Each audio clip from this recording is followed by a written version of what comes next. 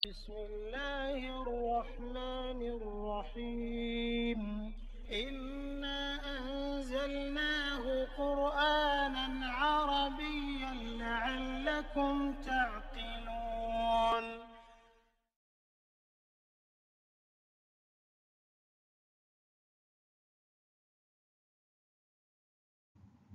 Bismillahirrahmanirrahim. Alhamdulillahirrabbilalamin. Wassalatu wassalamu ala asyrafil anbiya'i wal mursalin wa ala alihi wa sahbihi ajmain. Rabbi syrah li sadri wa yassir li amri wahlul 'uqdatam min lisani yafqahu qawli.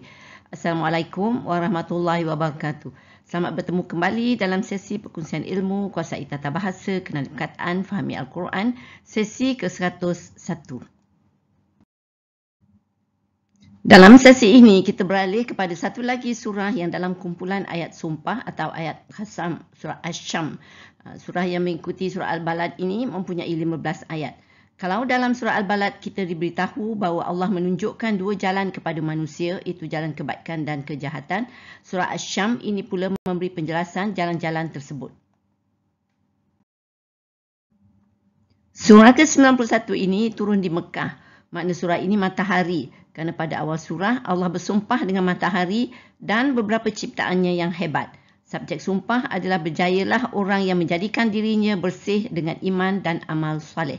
Sebaliknya, hampalah orang yang membenamkan kebersihannya dengan maksiat seperti contoh kaum Samud yang mungkar, akhirnya dibinasakan. Allah tidak hiraukan kesudahan mereka yang buruk itu kerana itulah balasan yang setimpal dengan amal. Mari kita kaji.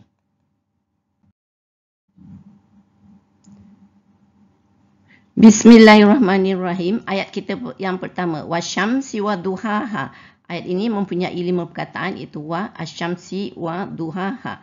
Wa ni adalah harfun ja dan qasam, makna demi ya. Jadi ini adalah ayat qasam atau ayat sumpah dengan harfun qasam waw ni, makna demi di sini. Syamsi ini adalah isim makrifah samsiah majrul, dia musambih lah di sini, makna matahari ya. Kalau kita lihat asyamsi ni adalah berbaris bawah kerana dia lepas itu mengikuti lepas harfun qasam kan. Dan kita lihat waw ni adalah harfun ataf, maknanya dan. Dan duha dan adalah cahaya pada pagi hari. Duha ni adalah isim majrur dengan kasrah muqaddarah. Dia adalah maktuf kerana lepas ataf di sini. Dan duhaha sebab isim dengan damir hiya ni, jadi dia adalah mudhaf ilaih di sini. Jadi cahaya pada pagi harinya.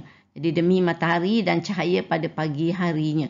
Jadi di sini kita lihat kita ada dua sandaran sumpah atau muqsambi, iaitu satu asyamsi, satu duha ni sebab kita ada ataf tadi kan. Jadi Allah bersumpah dengan matahari dan sinar cahayanya di waktu pagi ni. Tapi ada juga yang mentafsirkannya sebagai waktu siang hari, kerana sinar matahari muncul pada siang hari seluruhnya kan. Dan lagi satu, Asyamsi ni adalah nama surah diperolehi ya. Kita tengok ni adalah Asyamsi ya. Asyams. So yang itu nama surah yang diperoleh daripada perkataan dalam ayat pertama ni.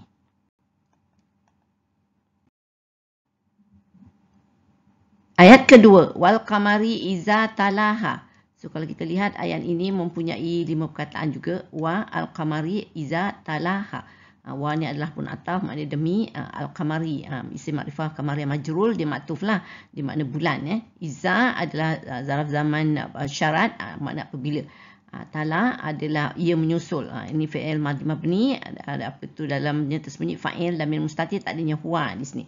Ha ni adalah damir ya dan dia maf'ul bih lah sebab lepas fi'il kan. Ini maknanya demi bulan apabila ia menyusulnya, iaitu menyusul matahari di sini. Jadi kita ada ataf, jadi kita ada maktuf. Maktuf kita adalah al-qamari ni. Maktuf alaihi dia tadi ayat pertama asyamsi lah. Asyamsi al-qamari. Jadi dua-dua adalah isim makrifah majrul ya. Jadi ini adalah sandaran qasam ketiga, iaitu bulan yang datang setelah siang berlalu. Apabila matahari terbenam, bulan mulai nampak.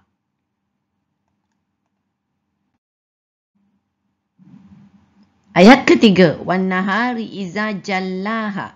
So ayat ini mempunyai 5 perkataan juga, iaitu wa an nahari iza jallaha. Wa ni adalah harfun ataf, makna demi. An-nahari, siang. Ni adalah isim ma'rifah samsiah majrul. Dia maktuf lah sebab lepas ataf. Jadi maktuf alaihi dia al-qamari tadi, ayat sebelum ni. So al-qamari, an-nahari. Jadi dua-dua adalah isim ma'rifah majrul. Ni iza ni adalah makna apabila dia adalah zaraf zaman syarat, and then jalla, fi'il madhi mabni, dalamnya tasbih fa'il, lamir mustatir, tak adanya huwa.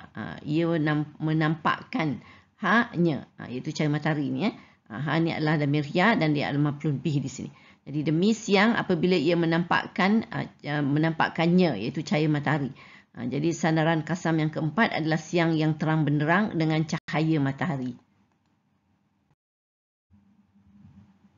Yang keempat, wal laili iza yaghshaha. So ayat ini mempunyai 5 perkataan juga. Wa ini adalah harfun ataf, makna demi. Al-laili, ini adalah isim ma'rifah samsiah majrul, dia adalah maktuf di sini. Sebab ataf kan, makna malam di sini. So maktuf alaihi dia an-nahari tadilah, yang siang tadi. Jadi dua-dua adalah isim ma'rifah majrul juga. Dan iza adalah zaraf zaman syarat, makna apabila yaghsha, fi'il mudhari' marfu' dengan damah muqaddarah ni. Dan dalamnya tersembunyi fa'il damir mustatir, tak adanya huwa di sini. And then ha ni adalah apa maknanya, iaitu matahari. Dia adalah damir ya lah, dia maf'ul bih di sini. Demi malam apabila ia menutupinya, iaitu menutupi matahari, cahaya matahari kan. Jadi sandaran kasam kelima ni adalah malam yang menutupi matahari, menjadikan malam gelap gelita. Jadi kita lihat 5 sandaran kasam masih berlegar di sekitar matahari yang menjadi tajuk surah ini. Amazing kan?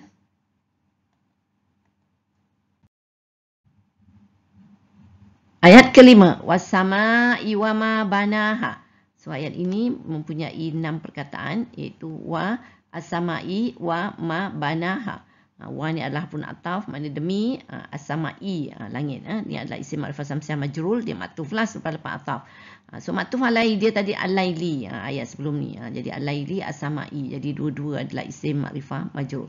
Wa ni adalah satu lagi harfun ataf, makna dan. Ma ni mana apa yang, so dia adalah isim mausul. Jadi dia adalah merupakan maktuf lepas ataf ni. Jadi dia adalah fi mahli jarin lah, sebab apa tu maktuf alaihi dia as-sama'i ni yang apa tu majrul. Jadi ni dia adalah apa tu isim mausul selalu mabni, jadi dia fi mahli jarin i'rab dia.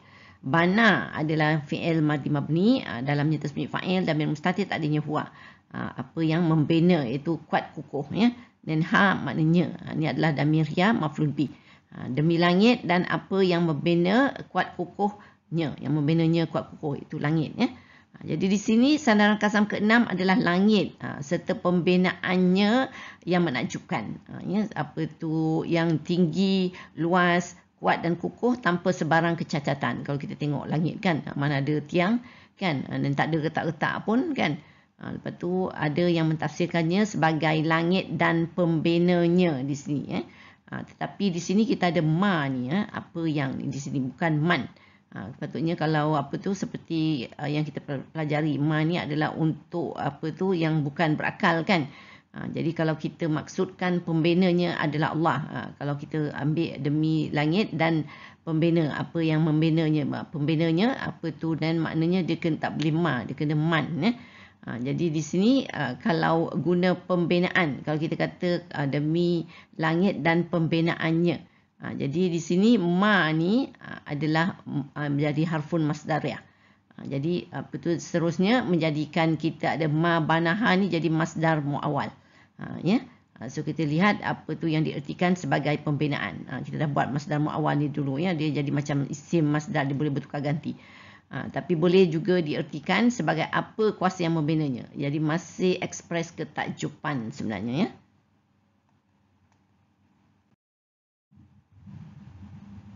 Ayat ke-6, wal ardi wa ma tahaha. Ayat ini juga mempunyai 6 perkataan. Kalau kita lihat wa dan al ardi, dan wa ma tahaha. Wa ni adalah pun ataf, demi. Dan al-ardi, ni isim ma'rifah kamariyah majrur, dia maktuf jugalah di sini. Makna bumi. So maktuf alaihi dia as-sama'i tadilah. Sebelum ni ayat kelima kan. Dan wa ni adalah pun ataf, satu lagi ataf, dan ma ni apa yang. Ni adalah isim mausul, sama seperti tadi juga. Jadi dia maktuf lah sebab dia mengikut ataf kan. Jadi bila dia maktuf, dia ni adalah fi mahli jarin. Dan taha adalah fi'il madhi mabni, dalamnya tasmi' fa'il damir mustatir, tak adanya huwa di sini. Menghamparkan. Dan ha ni adanya iaitu ila damir ya dan maf'ul bih di sini. Demi bumi dan apa yang menghamparkannya. Jadi di sini sandaran kasam ketujuh adalah bumi serta penghamparannya. Sama seperti tadi ada dua pandangan, iaitu penghamparan atau yang menghamparkannya. Kerana ada ma tadi juga bukan man. Jadi seperti tadi kalau guna penghamparan, jadi ma ni jadi ma masdariyah. Jadi harfun masdariyah di sini. Jadi kita ada masdar muawwal. Masdar muawwal kita adalah ma taha ha ni ya. Jadi diartikan sebagai penghamparan. Tapi boleh juga diartikan sebagai apa kuasa yang menghamparkannya. Ya, demi bumi dan apa kuasa yang menghamparkannya. Jadi mengenai penghamparan diartikan sebagai termasuk makhluk yang diciptakan di muka bumi ni.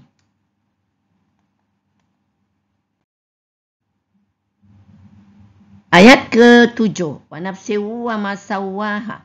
So kita lihat ayat ini juga mempunyai 6 perkataan, iaitu wa nafsin wa ma sawwaha. Wa ni adalah harfu ataf, makna demi. Nafsin isim nakirah majrur, dia adalah maktuf sebab lepas ataf, makna demi jiwa atau diri manusia ya. So maktuf, jadi maktuf alai dia tadi kita ada al-ardi sebelum tadi kan. Jadi dua-dua isim majrur. Wa ni adalah harfu ataf, makna dan. Ma di sini adalah isim mausul, dia jadi maktuf sebab lepas ataf kan, makna apa yang. Sawwa fi'il madhi mabni, dalamnya tasmi' fa'il damir mustatir, tak adanya huwa di sini. Ia menyempurnakan demi jiwa atau diri manusia dan apa yang ia menyempurnakannya. Ni iaitu damir ya, dia maf'ul bih lah di sini. Jadi kalau kita perhatikan sandaran kasam ke-8 ini berbentuk nakirah. Kita tengok nafsin ni. Berbentuk nakirah selepas semua penciptaan yang digunakan dalam sumpah berbentuk makrifah. Iaitu kita lihat tadi kita ada asyamsi, al-kamari, an-nahari, al-laili, as-samai, al-ardi kan. Jadi kelainan ini menunjukkan Allah sebenarnya memberi kepentingan kepada nafsin ni, iaitu jiwa atau diri manusia. Di sini Allah bersumpah demi jiwa atau diri manusia serta penyempurnaannya. Dan di sini demi jiwa atau diri manusia dan apa yang ia menyempurnakannya kan. Jadi di sini seperti tadi juga. Jadi kalau ada dua pandangan, iaitu kalau yang menyempurnakannya, tapi sebab ma ni jadi bukan man, jadi dia jadi ma ni adalah harfun masdariyah. Jadi bila ada harfun masdariyah, jadi masawaha ni kita jadi masdar muawwal. Jadi barulah dia jadi penyempurnaan. Jadi demi jiwa atau di manusia dan penyempurnaannya. So ini adalah keunikan surah ini. Tapi boleh juga seperti saya kata tadi, boleh juga diartikan sebagai apa kuasa yang menyempurnakannya. Mengenai sempurna ini diartikan sebagai Allah menciptakan manusia dengan sempurna atas fitrah yang benar, iaitu suci bersih. Menyempurnakan juga berarti terdapat keseimbangan antara jasmani dan rohani. Jadi mesej ayat ini amat penting. Kita telah banyak dengar sebutan manusia dilahirkan seperti kain putih dan seterusnya. Sebenarnya apa yang mewarnakannya? Cuba kita renung-renungkan.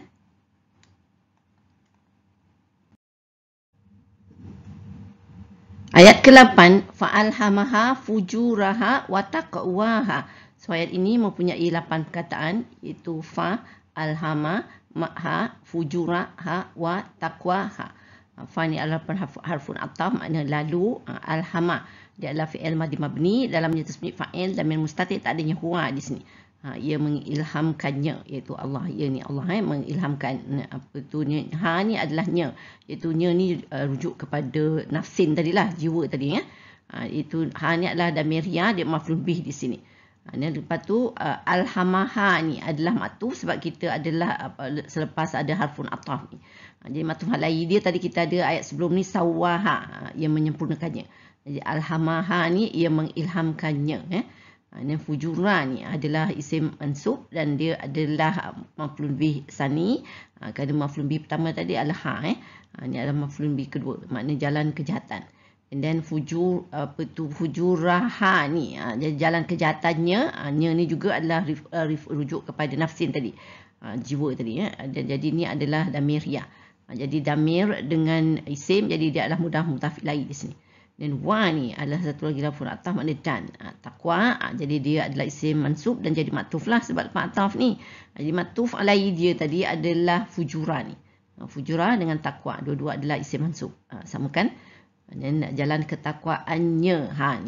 Ni juga rujuk kepada nafsin tadilah, jiwa, jalan ketakwaannya. Jadi ni ni adalah damir hiya dan dia adalah mudhaf ilaih di sini sebab dia damir bersambung dengan isim tadi, dia mudhaf ilaih. Jadi di sini lalu ia mengilhamkannya jalan kejahatannya dan jalan ketakwaannya.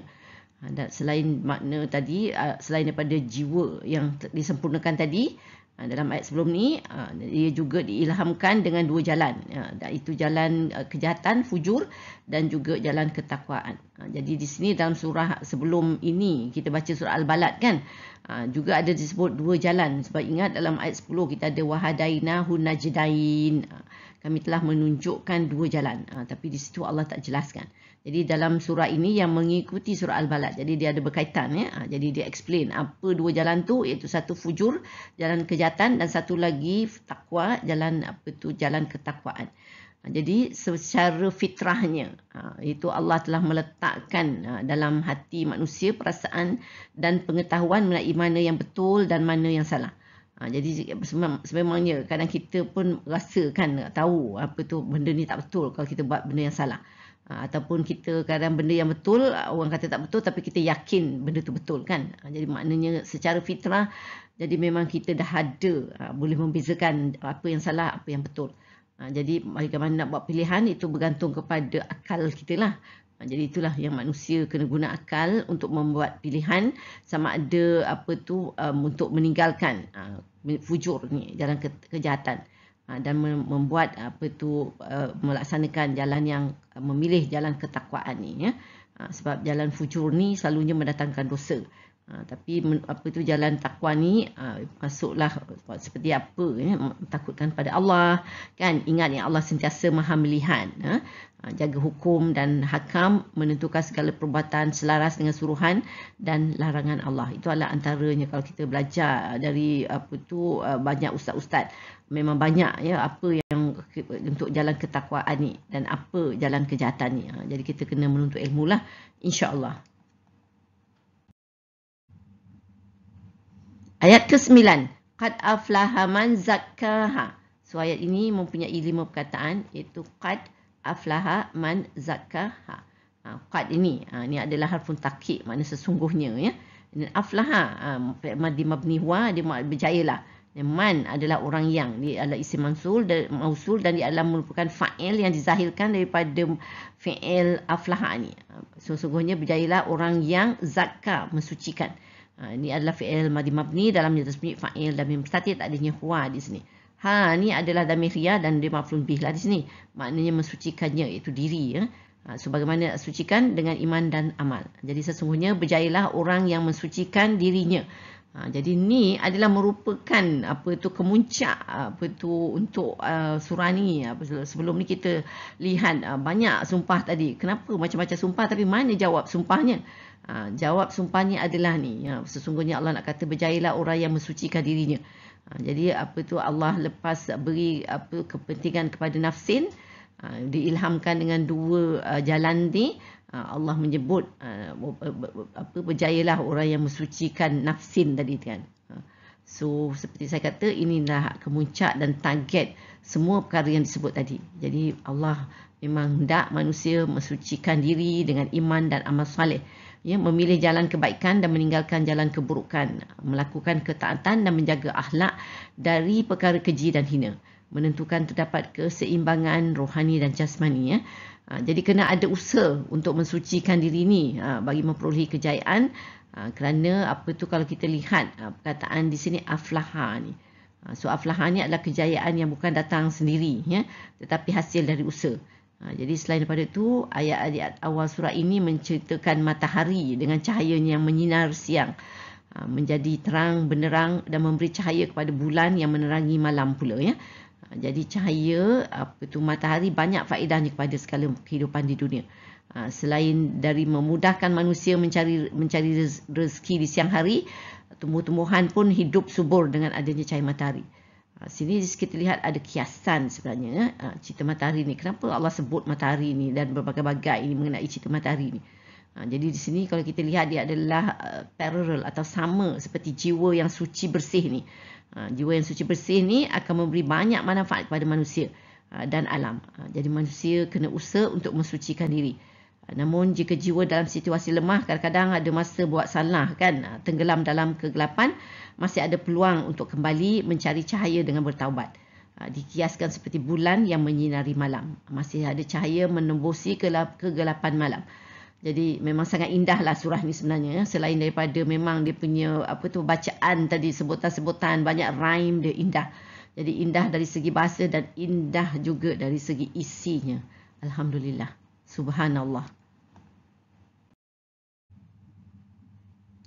Ayat ke-10 kita, waqad khaba man dassaha. Jadi ayat ini mempunyai 6 perkataan, iaitu waqad khaba man dassaha.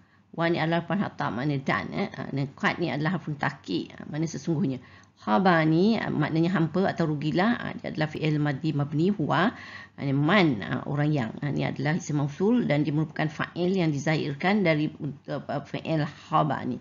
Dan sesungguhnya hampa atau rugilah orang yang di sini. Dan qad khaba man ni adalah maktuf. Sebab kita ada ataf kan. Jadi maktuf alai dia sama dengan ayat fi'liyah juga dalam ayat 9 tadi, qad aflaha man kan. Sesungguhnya berjayalah orang yang. Qad aflaha man dengan qad khaba man. Ni dasar ni adalah fi'il madhi mabni, di dalamnya terdapat fa'il dan bil mustatir, tak adanya huwa, makna mengotori. Ha ni adalah damir hiya dan dia adalah maf'ul bih lah di sini, maknanya dan sesungguhnya hampa atau rugilah orang yang mengotori dirinya.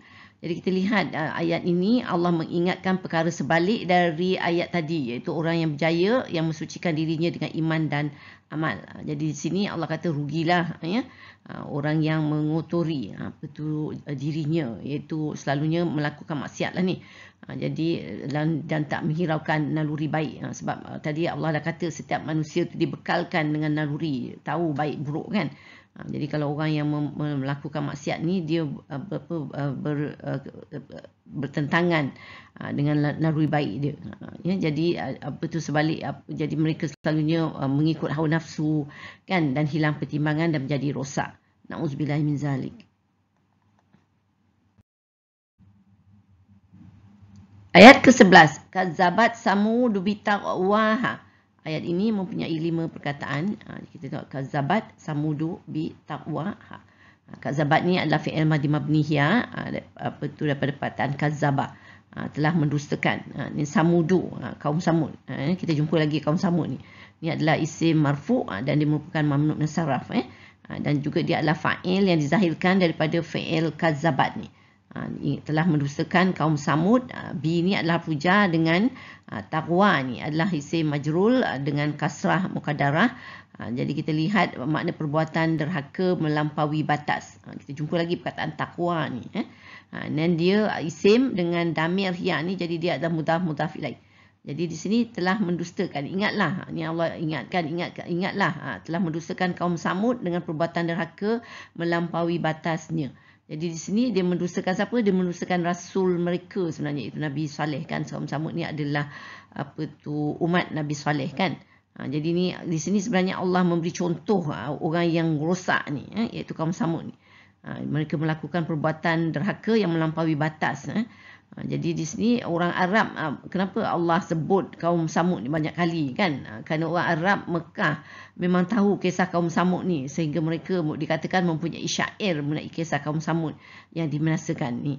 Dan selain pada itu, Allah juga sebenarnya nak memberitahu Nabi Muhammad SAW yang ketika ayat ni diturunkan di Mekah, baginda memang sedang mendapat berbagai-bagai tentangan dan dugaan dari kaum musyrik Mekah ni. Jadi Allah nak beritahu baginda, bukan baginda saja yang didustakan kaumnya, yang ditentang. Rasul-rasul dahulu pun telah terjadi. Ni kaum Nabi Saleh ya.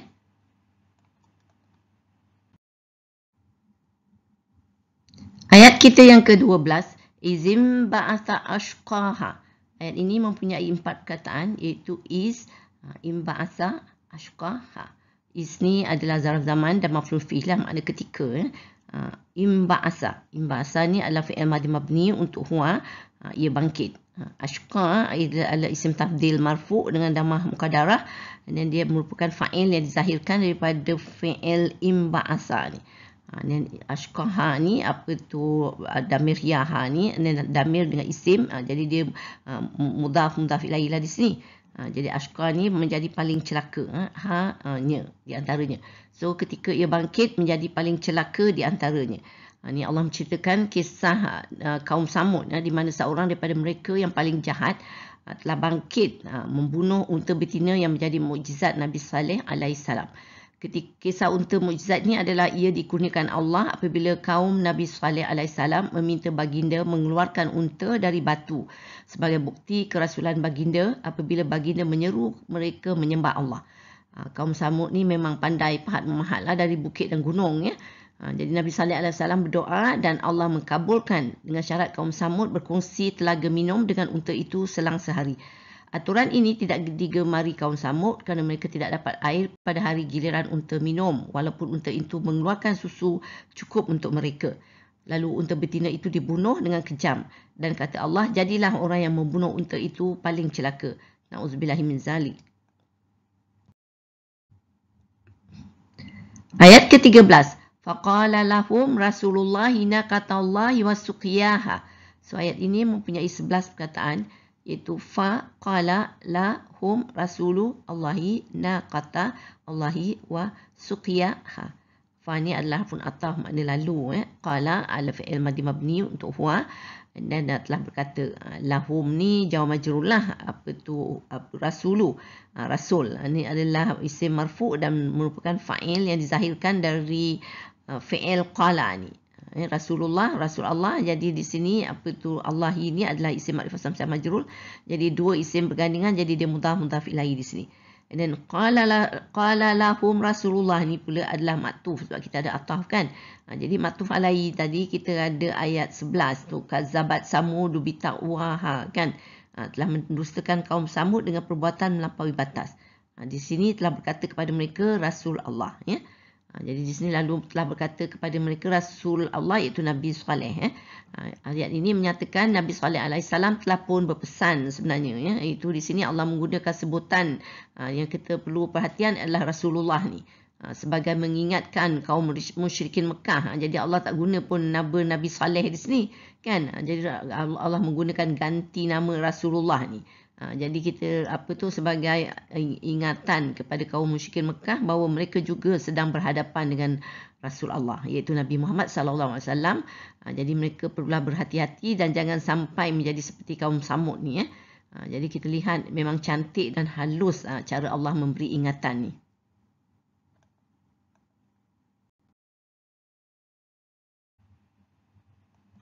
Dan naqata ni, unta betina ni adalah isim mansub, dia adalah maf'ul bih di sini. Dan naqatallah, dua isim bergandingan Allah ni adalah isim ma'rifah samsiah majrur lah. Jadi dia mudhaf ilaihi lah di sini. Unta betina dari Allah. Ni wa ni adalah harfun ataf, makna dan. Suqya, apa tu, air minum. Ni adalah isim mansub, dia adalah suqyaha ni sebab isim dengan damir ya, jadi dia mudhaf ilaihi di sini. Dan suqiyaha ni adalah maktuf dan maktuf alaihi dia tadi adalah naqatallahi kan. Naqatallahi dengan suqiyaha ni. Jadi kita lihat dua-dua adalah syifu jumlah. Dan apa itulah, biarlah unta betina dari Allah dan janganlah menyekatnya dari air minumnya. Jadi sini Nabi Saleh berpesan kepada kaumnya supaya jangan apa-apakan unta tu.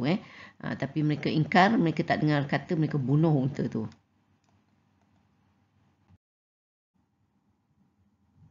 Ayat ke-14. Fakazzabuhu fa'akaruha fadamdama alaihim rabbuhum bizambihim fasawwaha. Ayat ini mempunyai 18 perkataan. Banyak sikitlah. Fakazzabuhu fa'akaruha fadamdama alaihim rabbuhum bizambihim fasawwaha. Fa ni adalah harfun ataf, makna lalu, makna dia ini kazabu adalah fi'il madhi mabni daripada perkataan kazaba, dan dalamnya terdapat fa'il dan mutasim mabni dengan waw atas sukun, tak adanya hum fi mali raf'in. Mereka telah mendustakan. Hu ni adalah damir huwa lah, dia maf'ul bi di sini. Kazabuhu ni dia adalah maktuf sebab kita lepas ataf tadi kan. Jadi maktuf alaihi dia tadi kita ada qala lahum tadi ayat 13 kan, qala lahum Rasulullah. So qala lahum tu adalah maktuf alaihi, kazabuhu ni adalah maktuf. Jadi dua-dua adalah ayat fi'liyah lalu mereka telah mendustakannya. Ni fa ni makna serta harfun ataf, satu lagi harfun ataf. Jadi maktuf dia aqaruha ni lah. Aqaru ni adalah fi'il madhi mabni daripada perkataan aqara, dan dalamnya terdapat fa'il dan mutasim mabni dengan waw atas sukun, tak adanya hum fi mali rafi'in. Dan apa tu, mereka telah menyembelih. Dan ha ni nya iaitu unta. Ini damir ya, dia maf'ul bih lah di sini. Jadi di sini kita aqaruha ni tadi saya kata dia maktuf, maktuf alaihi dia kazabuhu ni lah. Kazabuhu dengan aqaruha. Jadi sama kan ayat fi'liyah juga. Lalu mereka telah mendustakannya serta mereka telah menyembelihnya, iaitu unta tu.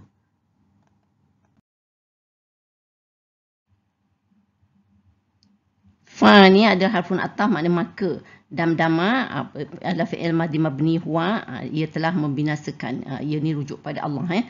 Alaihim adalah jawa majrur lah, atas, maka ia telah membinasakan atas mereka. Dan Rabbu oleh Tuhan. Ini adalah isim marfu', fa'il, dan ada yang dizahirkan daripada fi'il damdama ni. Jadi di sini Rabbuhum isim dengan damir hum, jadi dia adalah mudhaf ilaih di sini. Dan damdama alaihim Rabbuhum ni adalah maktuf sebab kita ada ataf kan. Jadi kita lihat maktuf alaihi dia adalah fa'akaruha tadi dalam ayat sebelum ni, iaitu mereka telah menyembelihnya. Di sini ia telah membinasakannya. Jadi kita lihat dua-dua adalah ayat fi'liyah. Maka ia telah membinasakan atas mereka oleh Tuhan mereka. Jadi di sini Allah sebut Allah telah membinasakan kaum Samud ni.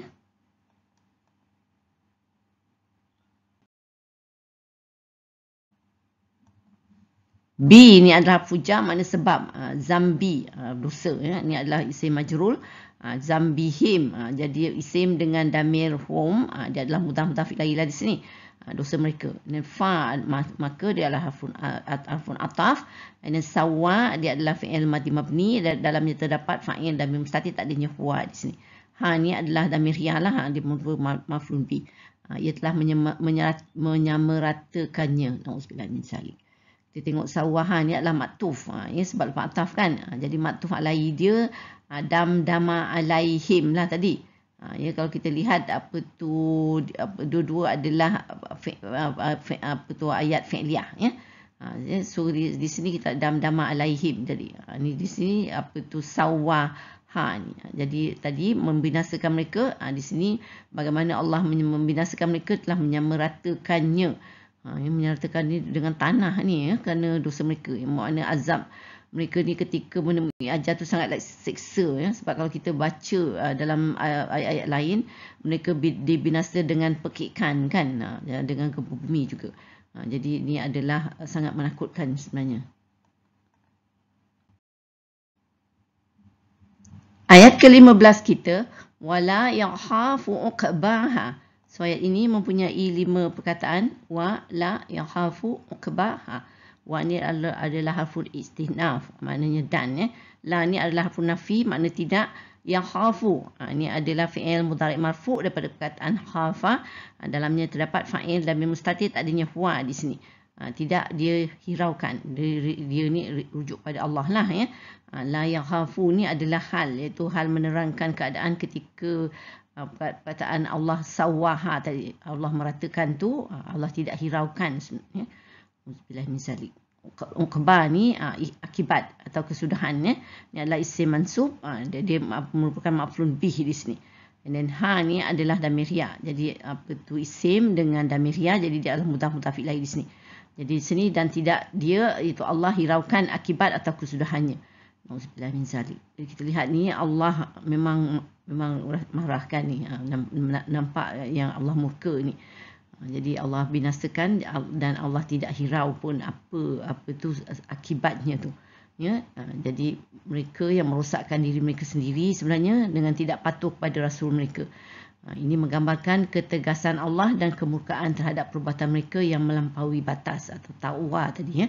Allah berulang kali mengingatkan manusia akan perbuatan ingkar ini kerana kisah Nabi Saleh dan Samud ini terkandung dalam tidak kurang dari 21 surah, termasuk surah Al-A'raf, surah At-Taubah, surah Hud, surah Al-Qamar, Ibrahim, Al-Isra, Al-Hajj, dan Al-Furqan, Al-Syu'ara, An-Namal, Al-Ankabut, surat Sad, surat Ghafir, Fusilat, surat Qaf, dan surat Az-Zariyat, surat An-Najm, surat Al-Haqqah, surat Al-Buruj, surat Al-Fajr dan surat Asy-Syam ni.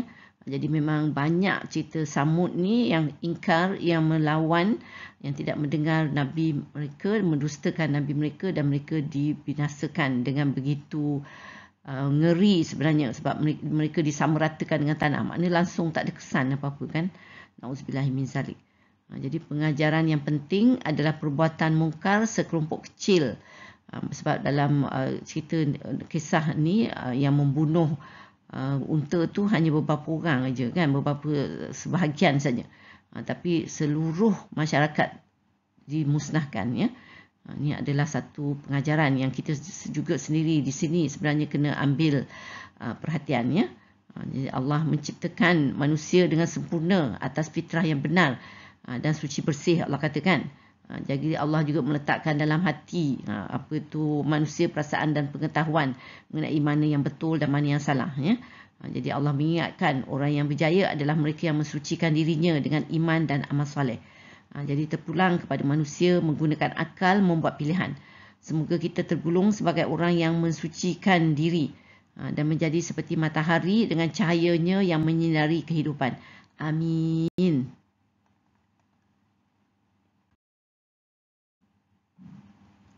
Alhamdulillah, kita telah sampai ke penghujung sesi perkongsian. Saya sudahi dengan surah Al-As dan tasbih kafarah. Bismillahirrahmanirrahim. Wal-As. Innal insana lafi khusr illa allazina amanu wa amilus salihati wa tawassaw bil haqq wa tawassaw bis sabr. Subhanakallahumma wa bihamdika asyhadu an la ilaha illa anta astaghfiruka wa atubu ilaik. Terima kasih. Wassalamualaikum warahmatullahi wabarakatuh. Wallahu a'lam.